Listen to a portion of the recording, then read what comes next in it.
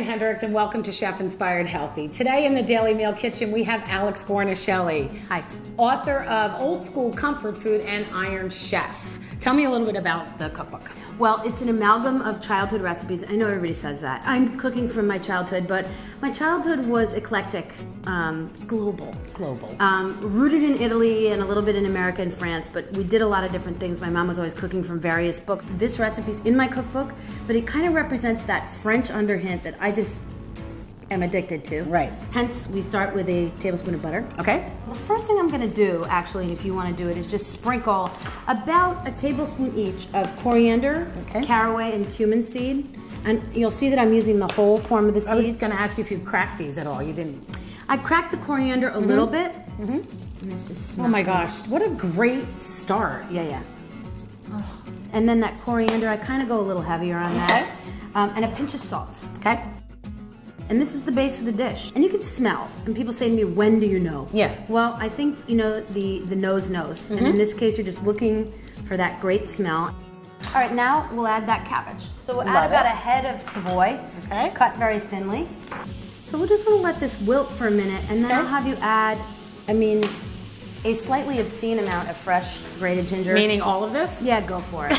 Okay, there's a slightly obscene amount. I love it. So now we're gonna let's add a few spoonfuls of the canned tomato. Okay. With a little bit of the liquid. So we're gonna let this simmer for a second. Okay. Let's add some of the fresh chili. Now, my recipe calls for jalapeno. I like heat. Do you want more, or is that good? Yeah, go for it. Let's add some of that fresh tomato. Love it. And then a splash of the apple cider vinegar. Go ahead, add a splash. Just a splash? Yeah. Okay. Perfect. All right, so now what you really want to do is cook on high heat. You don't really need to cook this terribly long. Cilantro's in the recipe. Oh, it's cilantro, okay. And actually, I like to use, and these are the little roots that you get at certain times of the year. Yeah. I even peel those down and put those in a stir fry sometimes. They're pretty dynamite. Chop all the way down. I love it. Yeah, Okay. go for it. Use it all. I actually keep the herbs kind of coarse in here so you can find them. Now, there's no mint in the recipe. Okay, but I like it's mint. certain times a year, and I found some beautiful mint. If there's a little bit of mint, it's good. So just a few of those leaves, rough chop. We'll throw that in there for a little fun.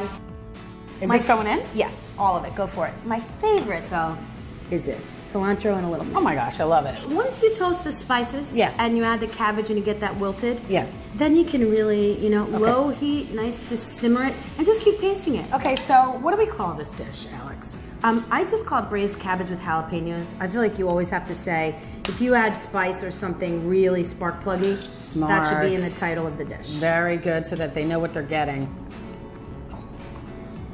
I just got a coriander seed. I love it. That is so delicious. It's got a heat to it too. It does. Without being obliterating. I love it. The cabbage kind of comes in and tells all the strong flavors. The cabbage is the facilitator here. I love it. And it's healthy. And it's delicious.